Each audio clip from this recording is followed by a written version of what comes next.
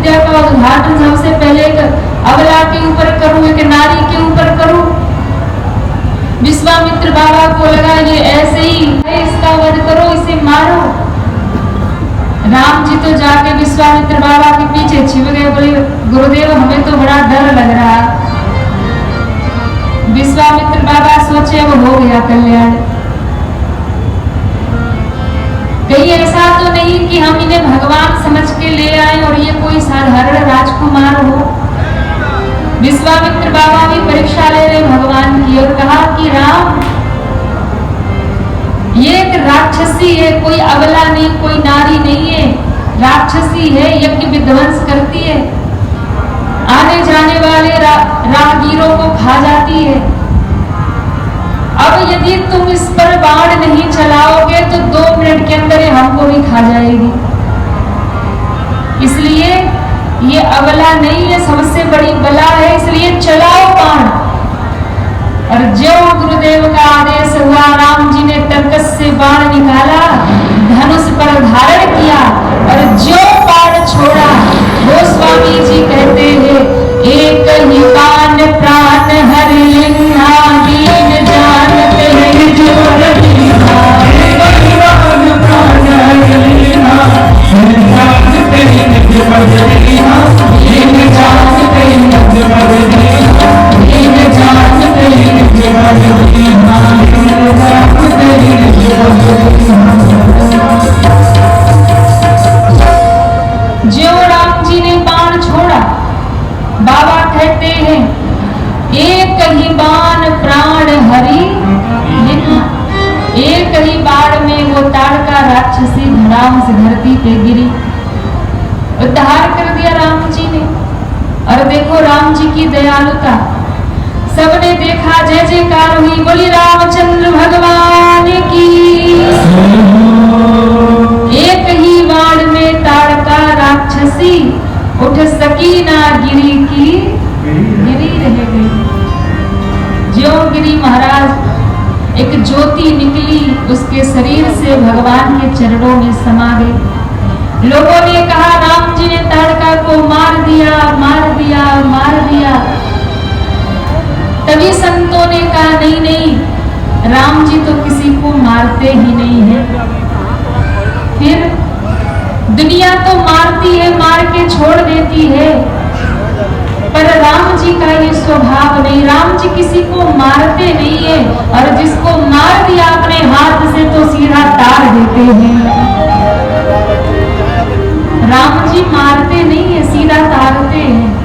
तो गोस्वामी जी को लिखना पड़ा एक ही बाण प्राण हरि लिन्हा, दीन जानते ही निज पद दिन्हा। भगवान ने अपने धाम भेज दिया उसको।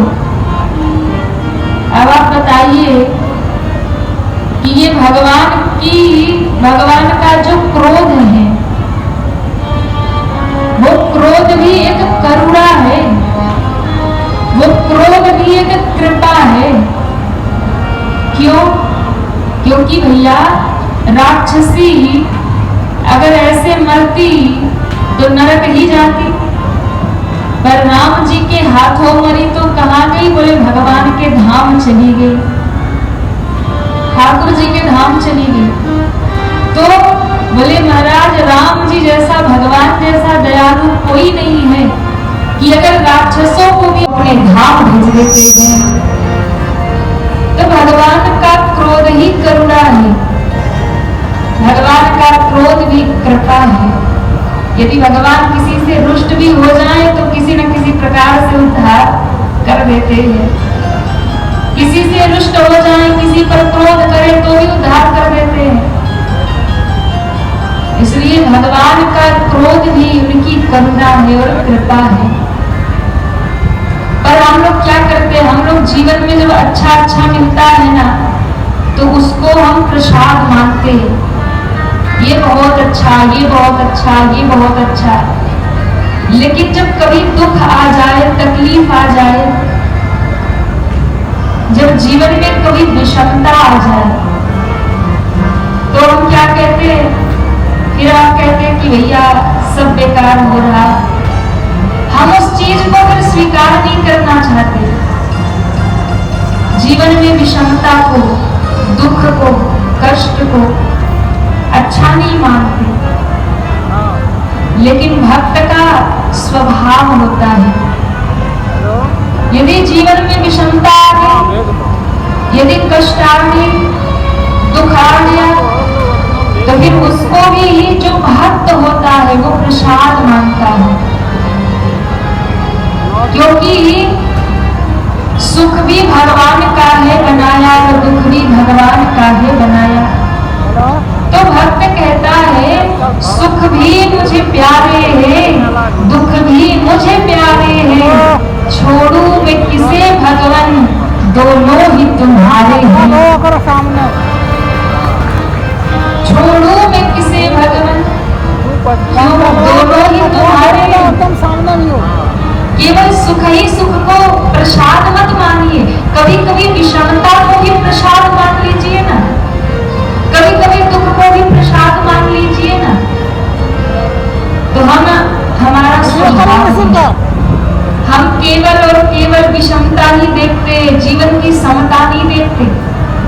तो तारका को जब भगवान ने मारा तो सबने कहा कि मार दिया, सबने विषमता देखा, पर संतों ने क्षमता देखा और कहा नहीं, भगवान ने मारा नहीं, भगवान ने तो तारका को तार दिया,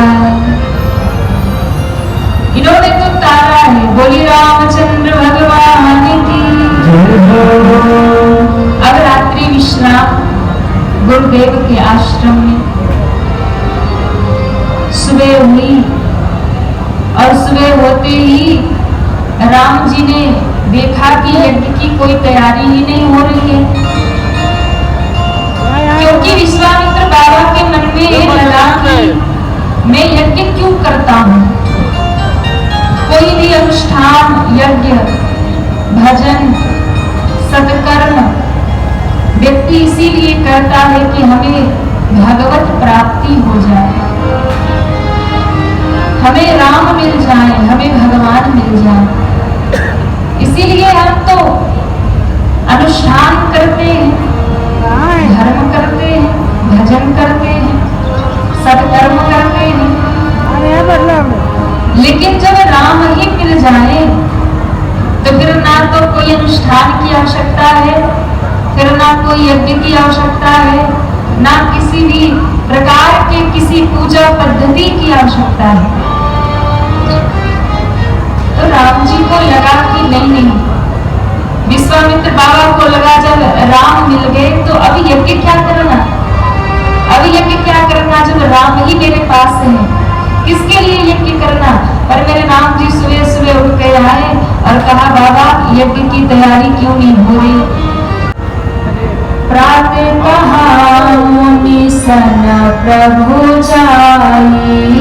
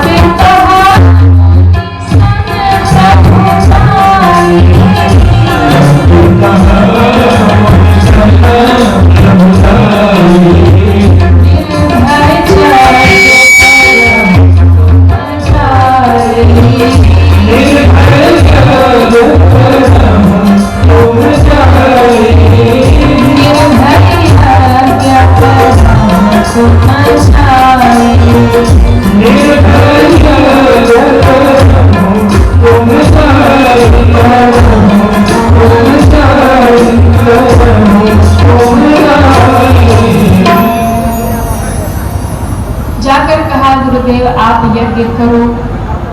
प्रात कहा मुनिसन प्रभु जाई, निर्भय यज्ञ करहु तुम जाई। हे बाबा आप विश्व मंगल के लिए यज्ञ करते हो, इसलिए यज्ञ स्थगित नहीं होना चाहिए, यज्ञ करो और निर्भय होकर करो।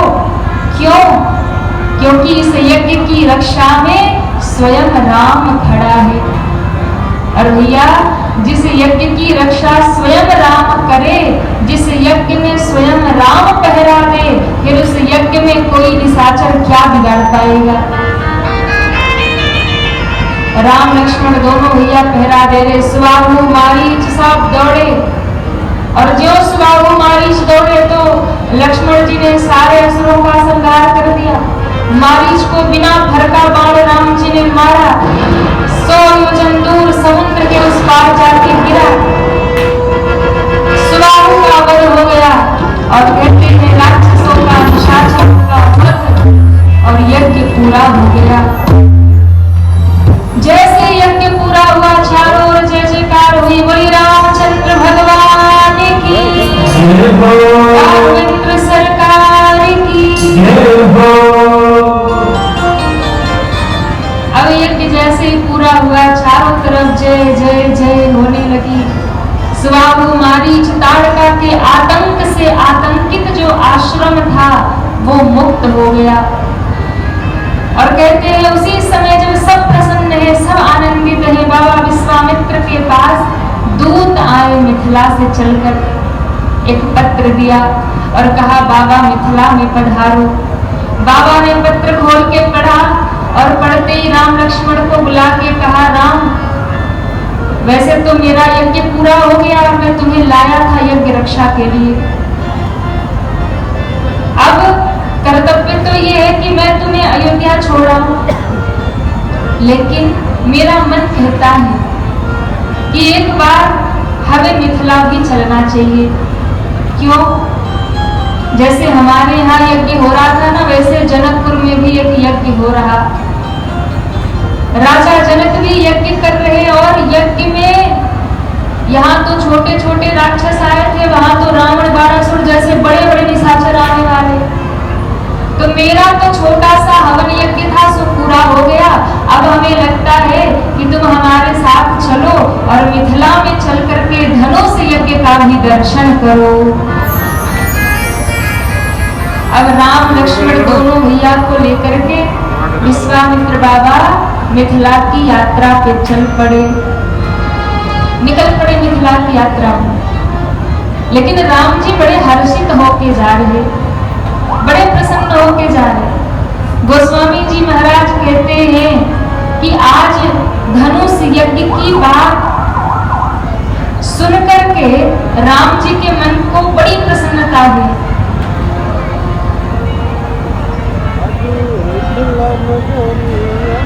राम जी बड़े प्रसन्न हुए। बाबा कहते हैं धनुष यज्ञ सोनी रघुकुल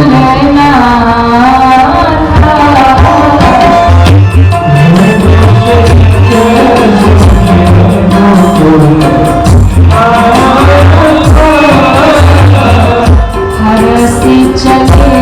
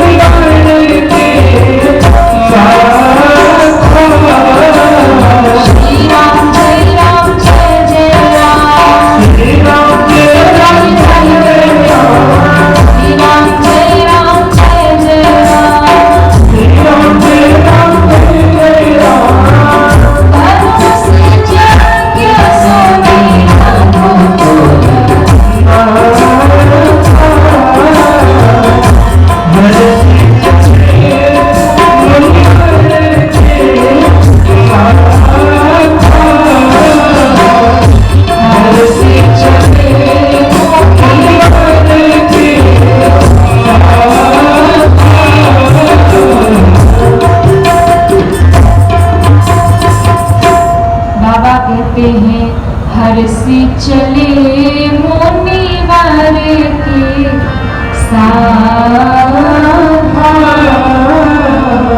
भगवान हर्षित होकर के चले। तो किसी ने कहा कि देखो, तो पहली बार सब हंसते जाते हैं और बाद का तो फिर भगवान मालिक कहेंगे।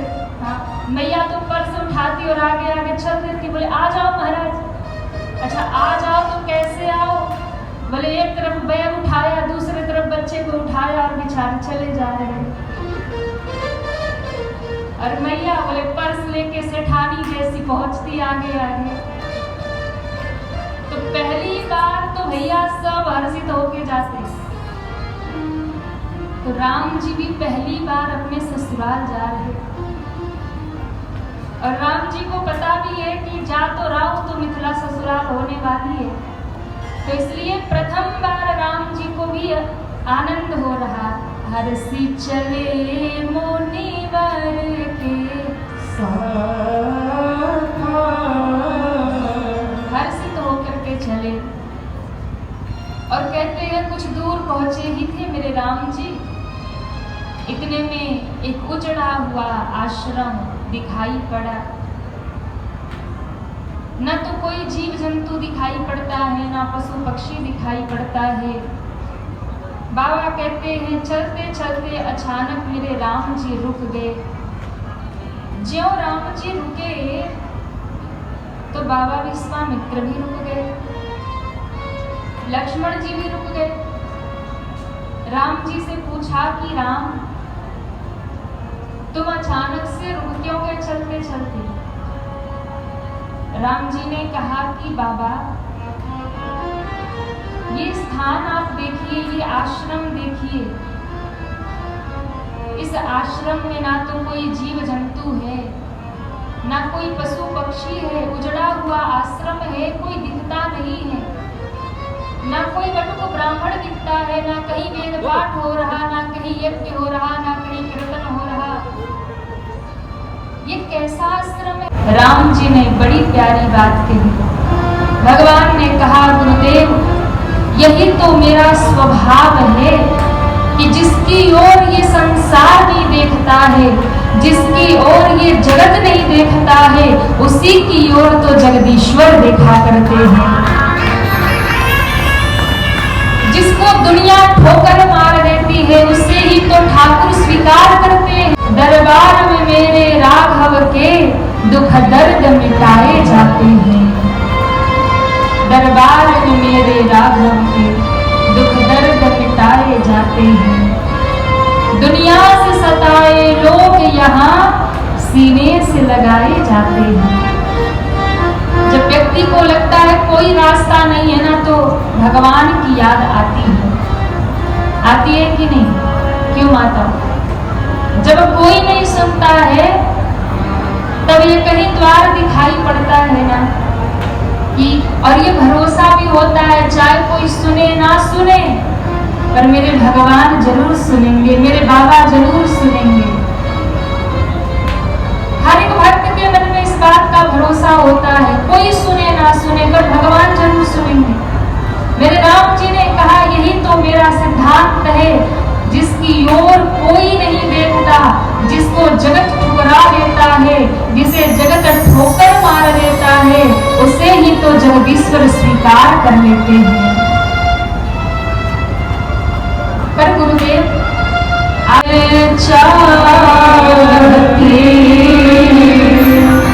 कृपा करो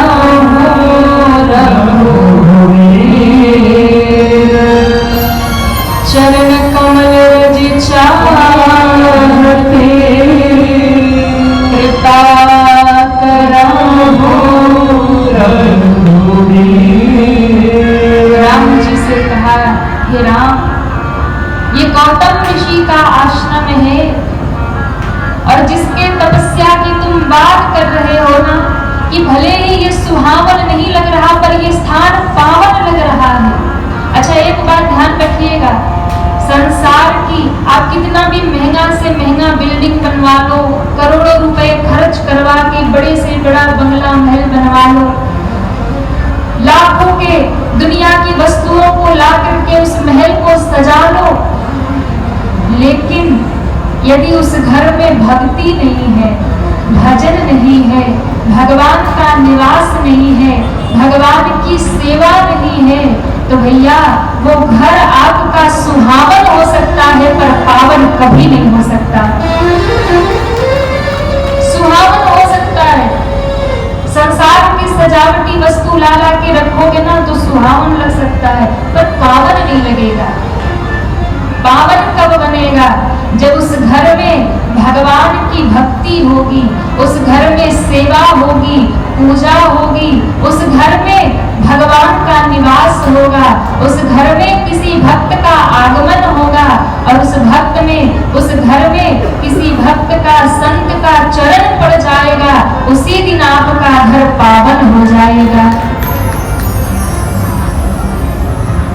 इसलिए घर भले ही बहुत बड़ा बंगला नहीं हो, भवन भले ही ना हो, लेकिन यदि उस घर में भक्ति है तो हमें लगाते हैं भला संसार क्यों करूं,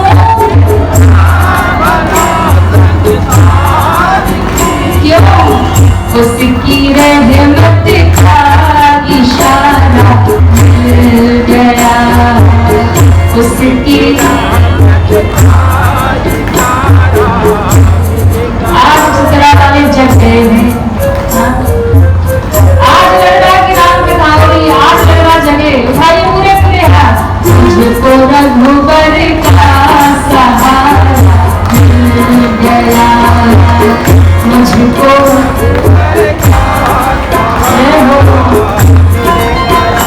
पूरे पूरे हाथ पकड़िए सभी और ताली नहीं बजाना, मेरे हाथ उठाइए और जैसे हम कर रहे हैं वैसे करिए। मुझको रघुबर का सहारा मिल गया, मुझको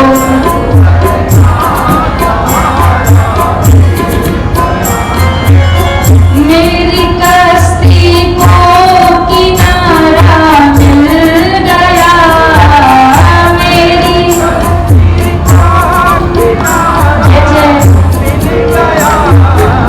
मुझको रघुबर का सहारा मिल गया, मुझको रघुबर का सहारा मिल गया, मुझको रघुबर का सहारा मिल गया, मुझको रघुबर का सहारा मिल गया।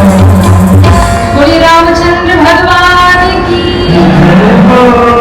देखो भैया, अब हम लोग को थोड़ा फास्ट चलना होगा, नहीं राम जी की शादी रह जाएगी। बड़ा लंबा प्रसंग है और हम तो इतने भाव में डूब गए कि हमें पता ही नहीं चला कब समय बीत गया। तो बाराती लोग कहेंगे कि तैयार हो आए थे और देवी जी बारात में ले नहीं गए, तो चल रहा है बारात में, तो राम जी को जल्दी से मिथिला पहुंचा देंगे। बोलिए रामचंद्र भगवान की। आज बड़े उत्साह में बैठे चित्रा वाले, राम जी के बारात में चलना है। तो अहिल्या माँ का उद्धार करके गंगा स्नान करके राम जी मिथिला में पहुंचे, पूरी मिथिला का भ्रमण किया, सब राम जी को देखकर मोहित हो गए। सबके मन में यही भाव है कि जानकी जी को यही वर मिले। अब दूसरे दिन राम जी पुष्प लेने पुष्प वाटिका में गए, वहां जानकी जी का दर्शन हुआ। माँ जानकी ने जाकर माँ गौरी का पूजन किया, माँ गौरी ने आशीर्वाद दिया। मन जान राचे मिले ही सोवर, सहज सुंदर सावरो, करुणा निधान सुजानशील, स्नेह जान करावो। माँ गौरी का आशीर्वाद लेकर माँ जानकी आई है। यज्ञशाला आज आयोजित हुई, देश देश के राजा महाराजा सब विराजमान हैं और पूरे मिथिला के लोग एकत्रित हैं। सबके मन में एक ही भाव है, कौन धनुष तोड़ेगा और कौन जानकी जी का वर होगा। धनुष यज्ञ का आयोजन हुआ, सब राजा महाराजा विराजमान है, जानकी जी पधारी, भगवान भी पधारे। बंदी जनों ने भरी सभा में आकर के उद्घोष कर दिया। बंदी जनों ने कहा, हे देश देश के राजाओं सुनो, आप सब धनुष यज्ञ सुनकर के यहाँ पर आए हैं, महाराज जनक का प्रण सुनकर आए हैं, फिर भी हम भरी सभा में उद्घोष करके कहते हैं, बोले बंदी वचन बड़ा सुनहो सकल मही पन विदेह कर कहानी भुजा उठा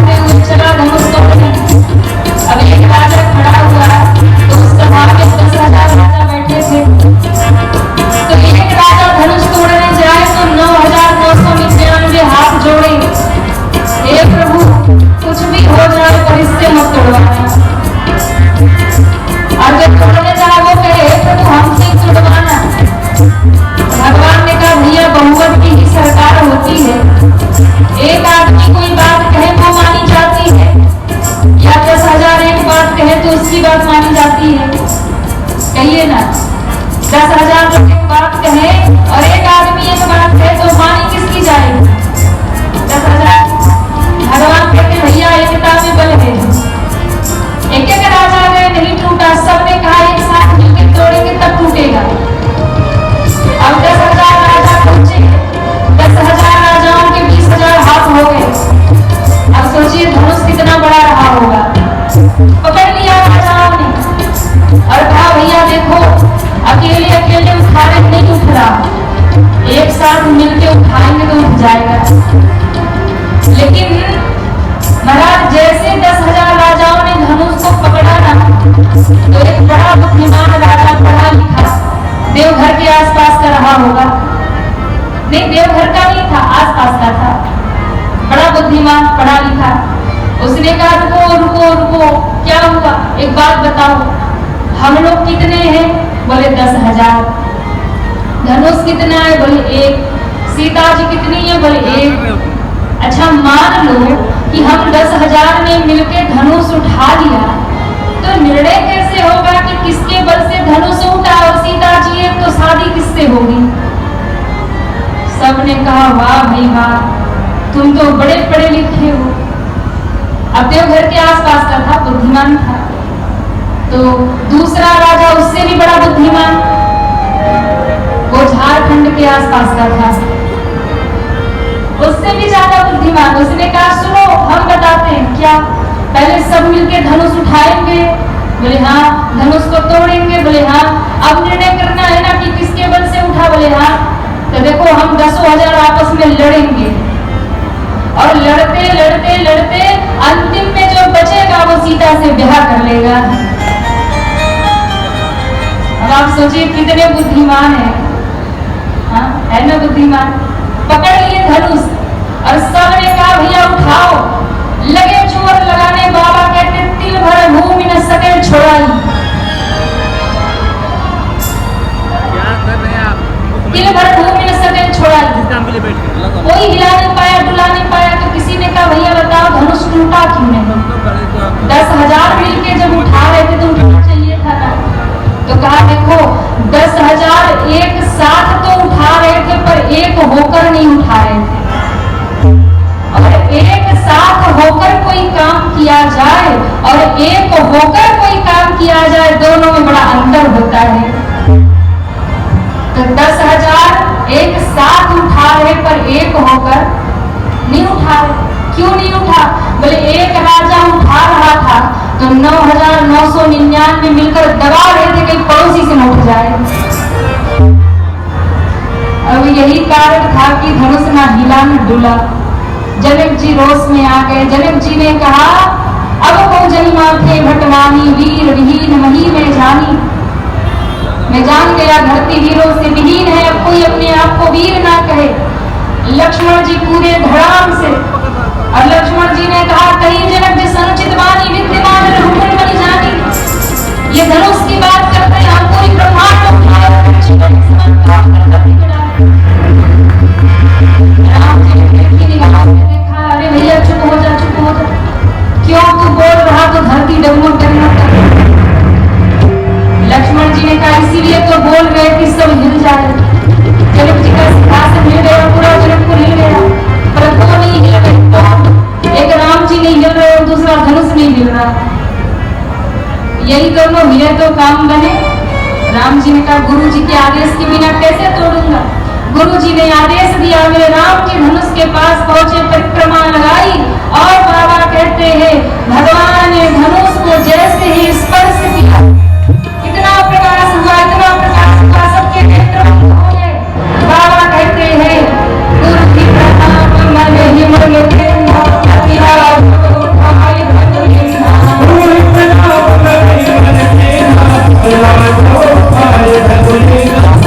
चढ़ा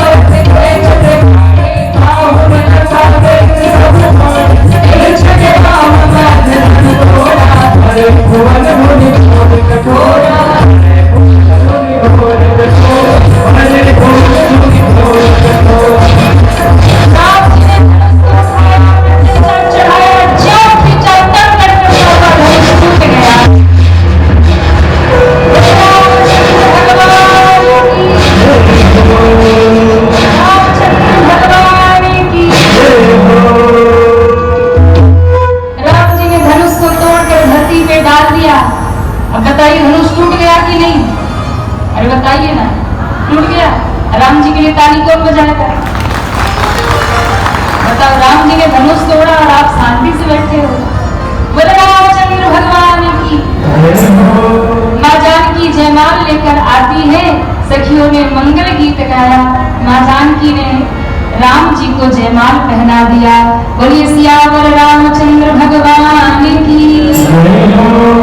परशुराम बाबा आए, थोड़ा क्रोध हुआ, राम जी ने अपना दर्शन करा दिया, सो शांत होकर चले गए। अब पत्रिका पहुंची है अयोध्या, अयोध्या से बारात आई है और फिर बारात मिथिला जी दूल्हा बने, बाजे बजने लगे और सबने गाना शुरू किया। कितने लोग बारात में चल रहे, उठाइए हाथ। जो हाथ नहीं उठाए, जय हो।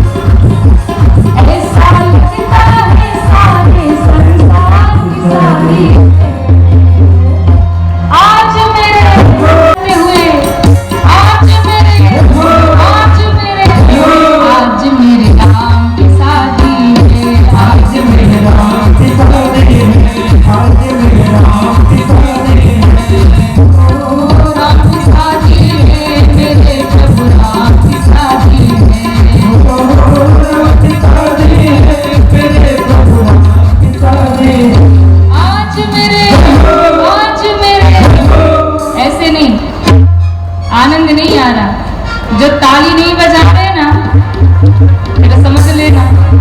उठाओ पूरे पूरे हाथ सभी पीछे तक। आज मेरे राम की शादी है, आज मेरे राम की शादी है।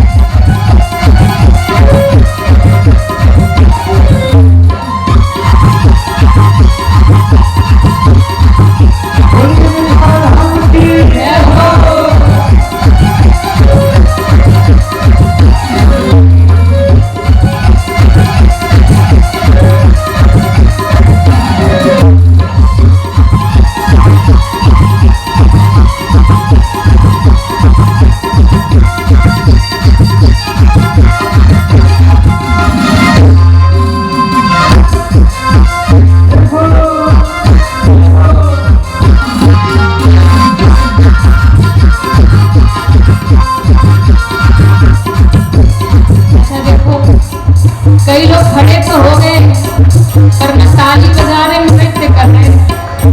अच्छा, दुनिया में किसी का ब्याह हो, बारात में जाए तो डीजे के सामने ऐसा नागिन डांस करेंगे कि बेचारे का जयमाला न होने पाए। लोग आके हाथ जोड़े, भैया बंद करो, जयमाला हो जाए, रुको।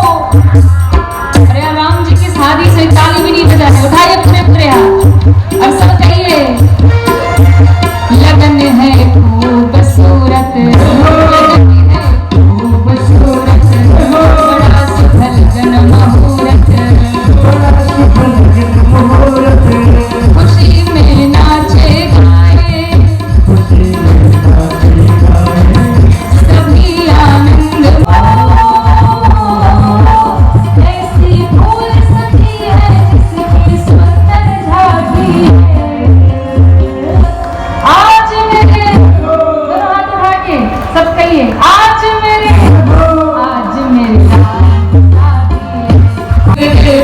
राम की शादी है। आज मेरे राम की शादी है,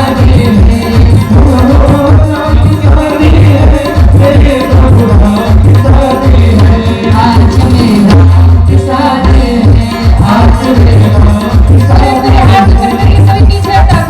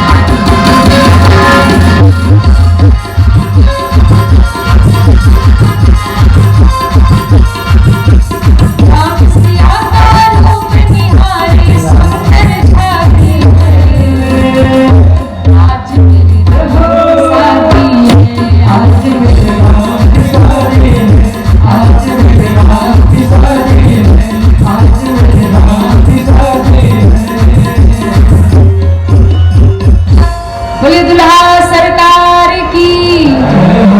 सभी बराती बैठ जाए।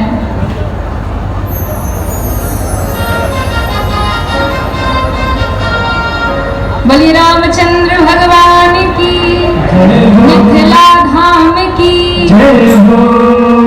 अब सुंदर बारात आई। सुंदर मां सुनैना ने न्यौछावर किया। मंडप में 4 वर और 4 वरनी पधारी। सब मैया शांति से बैठ जाओ, कोई शोर ना करे, सभी शांति बनाओ। अभी तो बस बारात आई है, शादी बाकी है। सुंदर सीता, मांडवी, उर्मिला, सुध कीर्ति चारों मैयाएं दुल्हन वेश में पधारती है। महाराज जनक सुंदर कन्यादान कर रहे। पाणी ग्रहण संस्कार हो रहा। मंगल वेद मंत्र उच्चारित हो रहा। और बाबा कहते हैं जाई न बरनी मनोहर जोरी, जो उपमा कहूँ कहो सुथोरी। इतनी सुंदर जोड़ी है, कोई उपमा नहीं दी जाती। और फिर सिंदूरदान हुआ, भामरी हुई, ब्याह संपन्न हुआ। सीता जी राम को समर्पित हुई, मांडवी भरत जी को समर्पित हुई, उर्मिला लक्ष्मण जी को समर्पित हुई और मैया सुध कीर्ति शत्रुघ्न जी को समर्पित हुई। बोलिए चारों दुल्हा सरकार की, चारों दुल्हन मैया की। अब सुंदर महाराज जनकपुर में सहनाई बज रही है। क्यों? क्योंकि जहाँ एक ब्याह होना था वहाँ 4, और दुल्हा भी कौन आए? राम लक्ष्मण भरत शत्रुघ्न। कोई सीमा कहीं नहीं जाती, सब मगन है और सब बड़े भाव में एक ही बात कहते हैं। आइए मिथिला के उस दिव्य आनंद का हम सभी दर्शन करें। भगवान का विवाह हो चुका है और आप सब न्यौछावर सीताराम जी के विवाह में जो भी समर्पित करना है निकाल ले। कोई परेशान नहीं होगा, कोई उठ के इधर उधर नहीं जाएगा। जहाँ बैठे वही बधाई का आनंद लेते रहेंगे। बच्चे झोली लेकर आपके बीच में जाएंगे। जो भी आपका न्यौछावर है वही सीताराम जी को झोली में सौंप करके आप सभी प्रणाम करेंगे। तो आप सभी अपना न्यौछावर निकाल लें और भाव का दर्शन करें।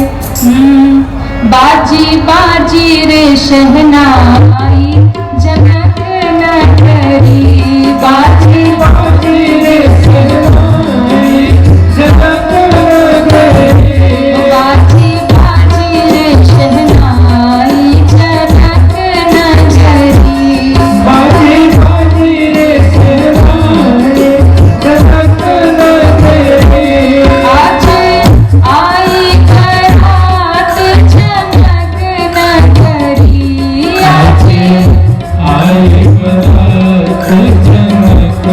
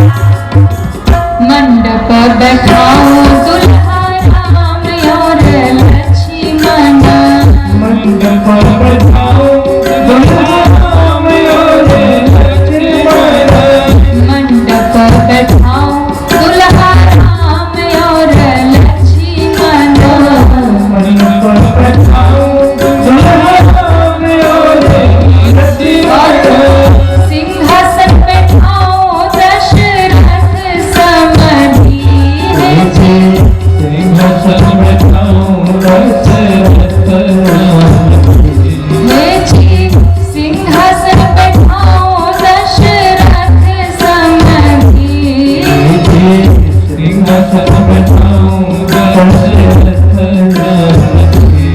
आज आई बरात जनक नगरी हो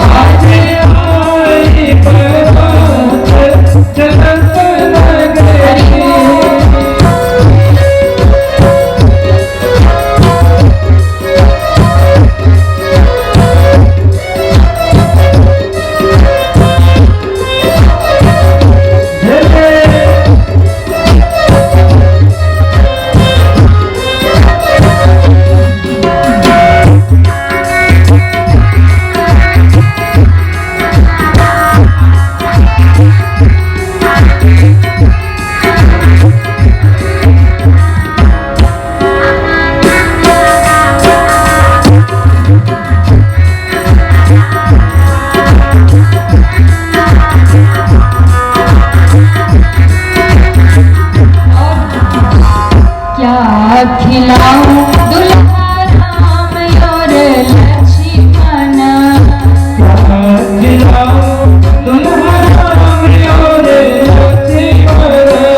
क्या खिलाऊं दुल्हा राम और लक्ष्मण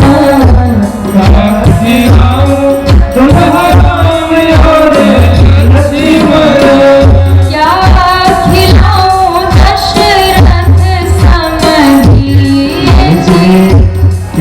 खिलाऊं दशरथ कि बाजी बाजी रे बधाई जनक नगरी हो बाजी बाजी रे बधाई जनक नगरी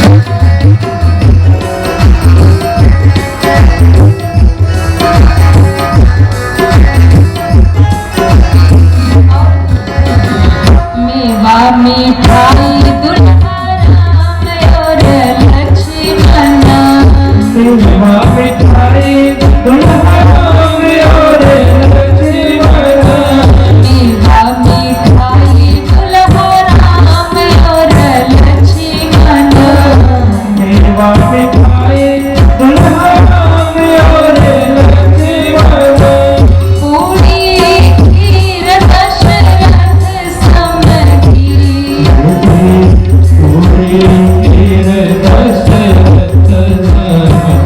कि बाजी बाजी रे शहनाई जनक नगरी बाजी बाजी रे शहनाई जनक नगरी जय हो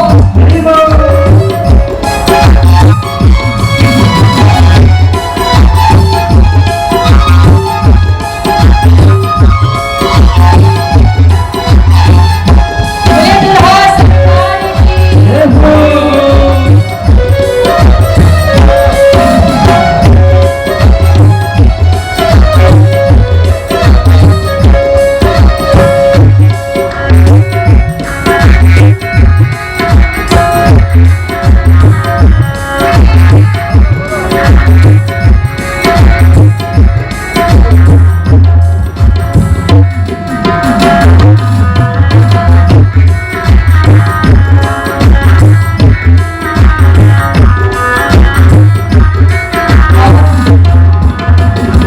क्या कुछ देव दुल्हा राम और लक्ष्मण क्या कुछ देव दुल्हा राम और लक्ष्मण क्या कुछ देव दुल्हा राम और लक्ष्मण क्या कुछ देव दुल्हा राम और लक्ष्मण क्या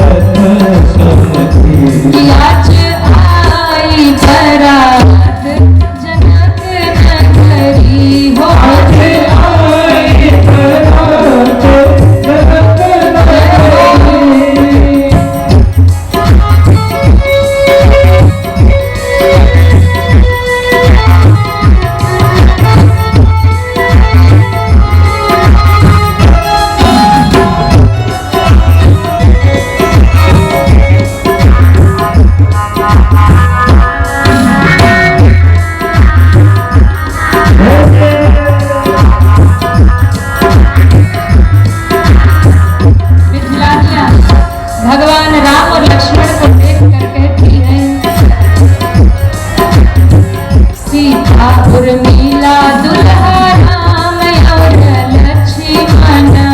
सीतापुर मिला दुल्हा राम और लक्ष्मण।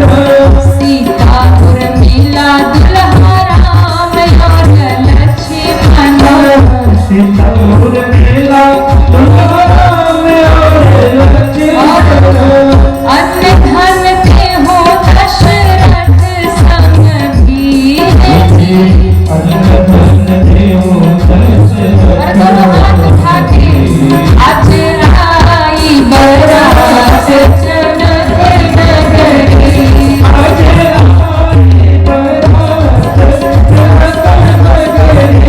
बाजी बाजी रे शहनाई जनक नगरी।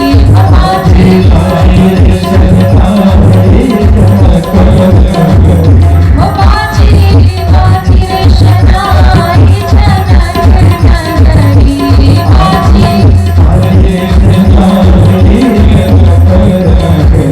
वो आज आई बरात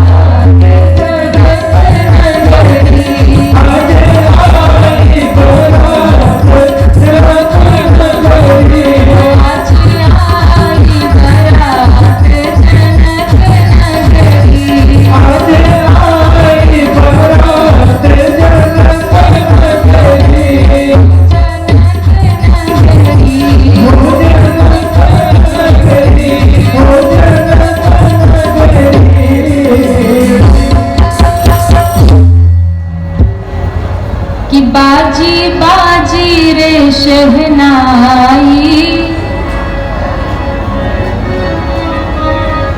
अरे गाइए ना, कितने लोग बराती हाथ उठाइए। अच्छा, जो हाथ नहीं उठा रहे वो घराती हैं। तो बरातियों सुन लो, अभी घराती गाली भी सुनाएंगे। उठाइए हाथ। हो बाजी बाजी रे शहनाई। हो बाजी बाजी रे क्यों आज आई बरात जनक नगरी। हो आज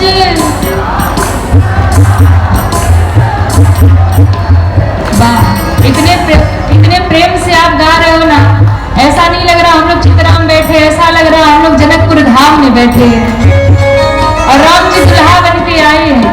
और वही भाव करिए, राम जी दुल्हा बन के आए और हम मिथिलावासी पहुना का स्वागत कर रहे हैं। और पहुना भी कौन है? स्वयं भगवान राम पहुना बन के। उठाइए हाथ।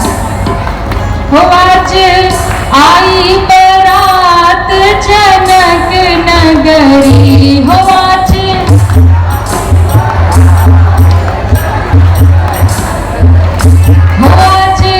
आई बरात जनक नगरी। आज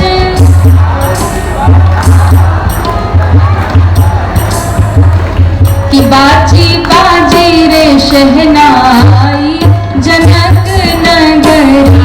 हो बाजी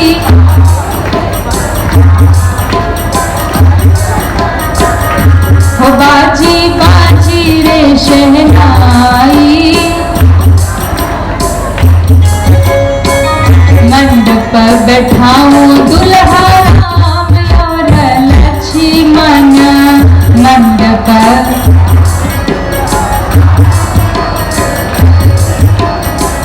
सिंहासन बैठाऊं दशरथ समधी है जी। और दोनों हाथ उठा के आज आई बरात जनक नगरी। आज आई बरात जनक नगरी। बाजी बाजी रे शहनाई जनक नगरी। बाजी बाजी रे शहनाई जनक नगरी। जनक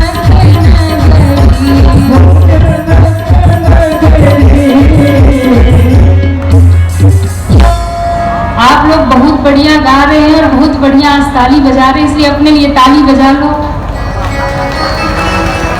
देखो अपने लिए क्या जोरदार बजा रहे हैं। वैसे तो नहीं बजाते, पर अपनी बारी आई तो। पर आपने आज बहुत बढ़िया गाया, इसलिए एक बार फिर से बजाओ, हाथ जोर से बजाओ। अब बारात भोजन करने बैठी। अब बारात भोजन करने बैठी तो जितने घराती थे वो सारे चढ़ गई मैया छत पे, फिर लगी सबको गरियाने। और बड़ी प्यारी परंपरा हमारे भारत की, बाराती जब आते तो मैया खूब गाली सुनाती।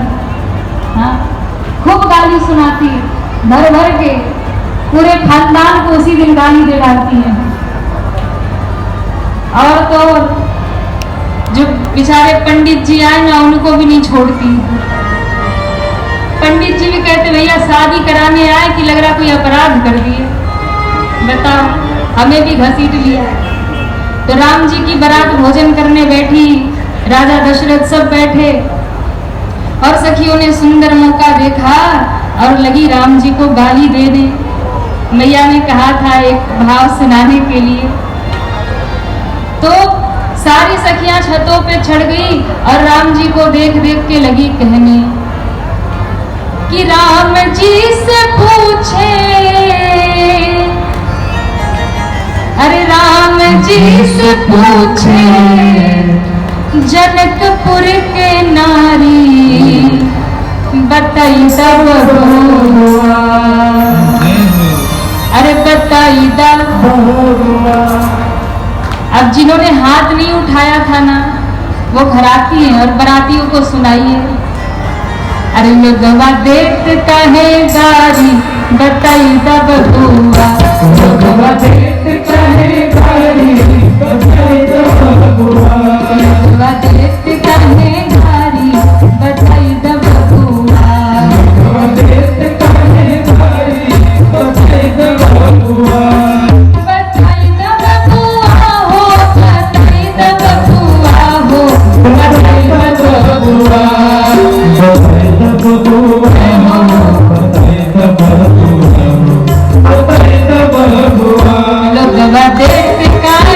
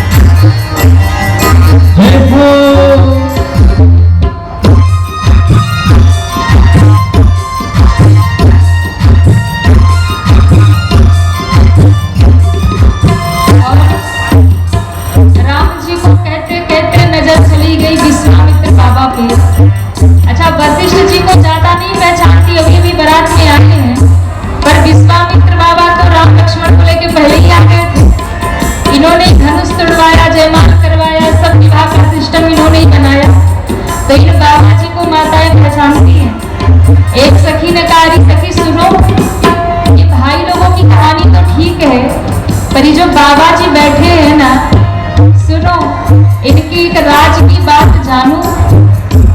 दूसरी ने कहा अच्छा कौन सी राज की बात? तो कहा सुनो, ए बूढ़ा बाबा के पकल पकल दाढ़ी, ये बूढ़ा बाबा के पकल पकल दाढ़ी। अब जो आसपास बूढ़े हो गए उनको मत देखो, यहाँ बाबा विश्वामित्र की बात हो रही है। कई एक दूसरे को ऐसे कर रहे हैं, ए बूढ़ा बाबा के पकल पकल दाढ़ी, ये बूढ़ा बाबा के पकल पकल दाढ़ी। एक सखी ने कहा सुनो उनकी एक राज की बात। क्या? बोले ये देखने में ही दुबले पतले हैं। अच्छा, देखनी में दुबर पातर, नहीं में दुबर पातर, देखनी में दुबर पातर, नहीं में दुबर पातर। हाय भर भर बबुआ, लगवा देख काहे गारी बतल बबुआ, नवा देश का है बारी बतल बबुआ, लगवा देख काहे गारी बतल बबुआ, नवा देश का है बारी बतल बबुआ, बतल बबुआ हो, बतल बबुआ हो, बतल बबुआ। नवा देश का है बारी बतल बबुआ, नवा देश का है बारी बतल बबुआ, नवा देश का है बारी बतल बबुआ।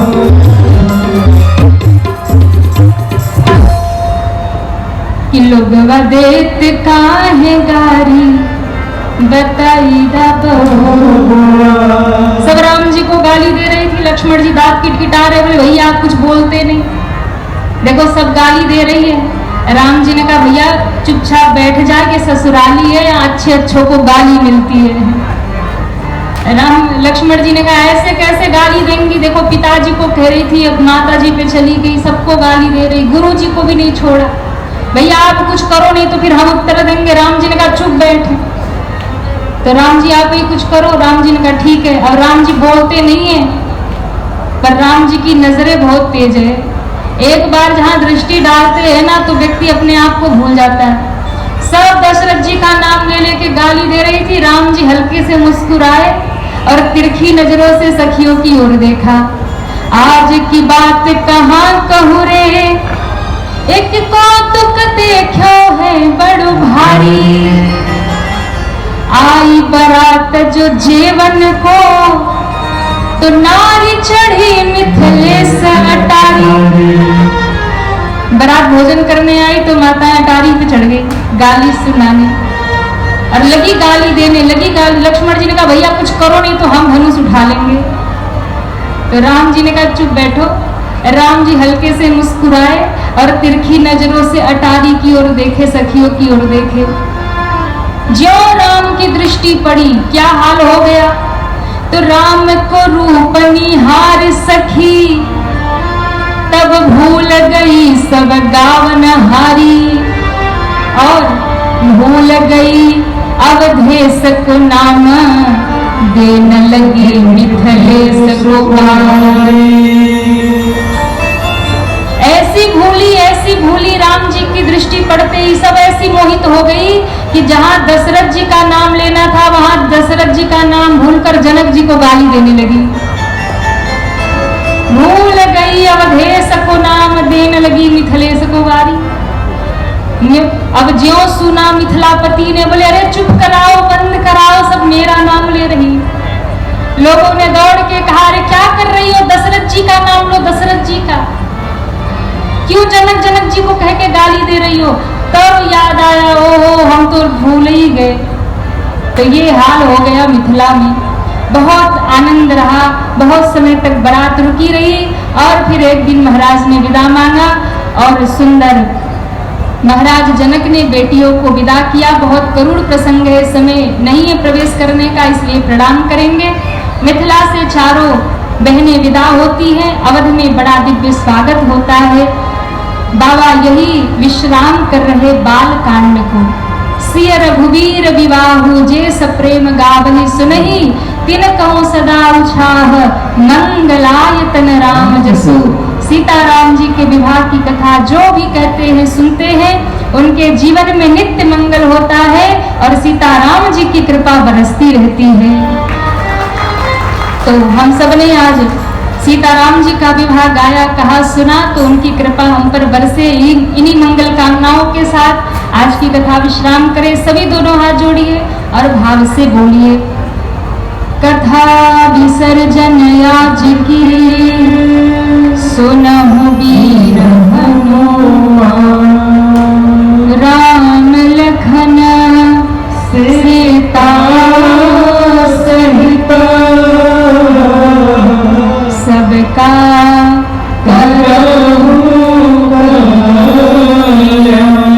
बोलिए श्री हनुमान जी महाराज की, भक्तवत्सल भगवान की, आज के आनंद की, बाबा विश्वनाथ की, चारों दुल्हा सरकार की, चारों दुल्हन मैया की, बाबा वैद्यनाथ की, नमो पार्वती पते हर हर महादेव।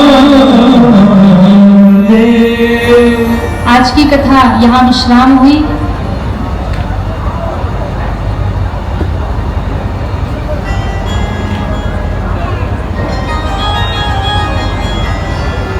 श्री राधे। सभी ध्यान दें।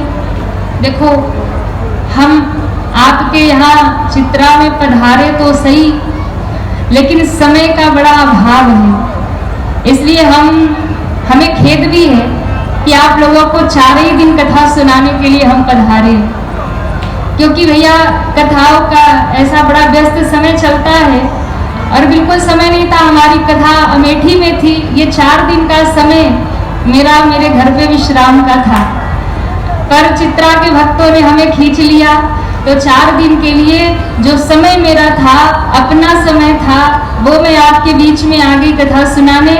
इसके बाद कल प्रस्थान कर जाएंगे आपको कथा सुनाकर काशी के लिए। वहाँ भी नहीं रुकना, 1 घंटे रुकेंगे, उसके बाद फिर बैग उठाएंगे और चले जाएंगे अमेठी में। वहाँ कथा गानी है 9 दिन की। तो यहाँ 7 दिन पूरा समय देना था, पर समय नहीं था, तो 4 दिन कथा हम सुना दिए। आज तीसरा दिन हो गया। कल कथा सुना करके हम प्रस्थान कर जाएंगे। अब इसके आगे 3 दिवस, कल तक तो हम सुनाएंगे, परसों से 3 दिन तक कथा हमारे छोटे भाई पूज्य शशिकांत जी महाराज आप सबको सुनाएंगे। पर कल राम कथा हम विश्राम करके जाएंगे, ऐसा कुछ भक्तों का भाव था कि शिव महापुराण की कथा। तो शिव महापुराण की कथा तो कम से कम 7 दिन समय रहे तो विस्तृत आनंद से सुनाई जाए, पर फिर भी सबका आग्रह है तो 3 दिन जो बचेगा, उन 3 दिनों में पूज्य महाराज श्री आप सभी को शिव महापुराण की कथा सुनाएंगे। तो हमारी सेवा कल तक ही आप सबके बीच में है। कल हम सोच रहे कि अब प्रसंग तो इतना लंबा है, क्या पकड़े क्या छोड़े। आज तो ब्याह हो गया और हमने बहुत जल्दी कराया। कल प्रथम दिवस तो राम जन्मोत्सव करा दिया, कल बाल लीला हो गई, आज विवाह हो गया, कल का समय बचा। अब यदि वनवास का प्रसंग लेते तो ठाकुर जी को वन में छोड़ना ठीक नहीं। तो हम क्या सोच रहे हैं कि कल राम जी को बढ़िया फ्लाइट में बिठाए और इंडिया से सीधे श्रीलंका पहुंचाए और रावण का वध करवा के पुनः इंडिया वापस लाके अयोध्या में सिंहासन पे बिठा के राजा बना दे। तो कितने लोग चाहते हैं कल रावण मर जाए, वो हाथ उठाए। अरे रावण से कोई दुश्मनी है? कहिए ना, नहीं। फिर क्यों हाथ उठा रहे हो कि रावण को मार दो? बताओ, रावण की कृपा से आपको बाबा वैद्यनाथ प्राप्त हो गए। वो न लेके आता तो बाबा कहाँ से मिलते। आज तो हमें सौभाग्य मिला, हमने दर्शन किया। हमारे पांडे जी लेकर के गए और आज प्रदोष भी था, लाखों की भीड़। हमें तो ऐसा लगा दर्शन नहीं होगा। हम तो जल लेके खड़े सोच रहे क्या होगा क्या होगा, पर हमें विश्वास था कि बाबा ने अगर बुला ही लिया है तो दर्शन तो देंगे। और महाराज एक पंडा जी न जाने कहाँ से घूमते हुए ले आओ हम दर्शन कराते। 2 मिनट में अंदर घुसाया, बाबा का दर्शन कराया और 2 मिनट में बाहर। इतना दिव्य दर्शन हुआ, इतना आनंद हुआ। हमने कहा वाह, बाबा की बड़ी कृपा। आज प्रदोष और लाखों की भीड़ और 2 मिनट में दर्शन हो गए। तो बड़ा अद्भुत भाव रहा। तो भैया रावण की ही दया से वैद्यनाथ बाबा आपके यहाँ विराजमान है, लेकिन फिर भी कथा का क्रम है, रावण को तो मारना पड़ेगा, नहीं परेशान करेगा, आतंकवादी है ना। तो कल आप लोग एक एक बाण लेके आइएगा, राम जी मारेंगे रावण को, हम लोग नहीं मारेंगे, राम जी मारेंगे, हम लोग राम जी का सहयोग करेंगे, राम जी रावण का वध करेंगे, कल राम जी राजा बनेंगे, सिंहासन पर बैठेंगे। तो कितने लोगों को राजा राम का दर्शन करना, वो हाथ उठाए। एक सौभाग्य की बात बताते हैं, अभी तो रामलला का जब प्राण प्रतिष्ठा हुआ तो उस समय तो हम लोग मुंबई में कथा गा रहे थे, लेकिन इस समय भी अयोध्या में राम जी विराजमान हुए हैं, प्राण प्रतिष्ठा हुई है, उस बार रामलला विराजे थे। पर ये जो अवसर चल रहा, उत्सव चल रहा अयोध्या जी में, क्योंकि राम दरबार में राजा राम विराजमान हुए हैं। तो कल की राम कथा में उसी राम दरबार की झांकी का हम लोग दर्शन करेंगे। कल राम जी सिंहासन पे बैठेंगे, राम जी का राज्याभिषेक होगा, कुछ न कुछ न्यौछावर लेकर सब भाव से उपस्थित हो, राजा राम का दर्शन करें और दिव्य रूप में हम सभी कल राम कथा को विश्राम करेंगे और कल आप सबसे विदा लेकर के हम प्रस्थान करेंगे। तो थोड़ा सा मन में तो रह गया कि पूरी कथा नहीं सुना पा रहे, पर ठाकुर जी की कृपा रही तो कभी फिर पधारेंगे तो पूरी कथा आपको विस्तृत सुना देंगे। तो वो तो ठाकुर जी के हाथ में है, कभी आना हो तो, और महाराष्ट्री आप सबको सुनाएंगे। तो आप सभी लोग जुड़े और YouTube चैनल पे जाकर के आप सभी सर्च करिए पूज्य आराधना देवी जी श्री राम कथा देवघर झारखंड, ये चित्रा की कथा आपकी लाइव चल रही है। तो आप सभी वहाँ YouTube पर जाकर के चैनल को सब्सक्राइब करके जुड़ जाएं, ताकि हर कथाओं को आप घर बैठे श्रवण कर सके। फेसबुक पर भी उसी नाम से वहाँ भी कथा का लाइव चलता है, इंस्टा पे जाके फॉलो कर ले, फेसबुक पे जितने सोशल साइट है आप सभी जुड़े और भगवान की कथा नित्य अपने घरों में श्रवण करें। आज की कथा यही पर विश्राम, कल कथा विश्राम करके काशी के लिए प्रस्थान। बोलिए रामचंद्र भगवान की जय हो।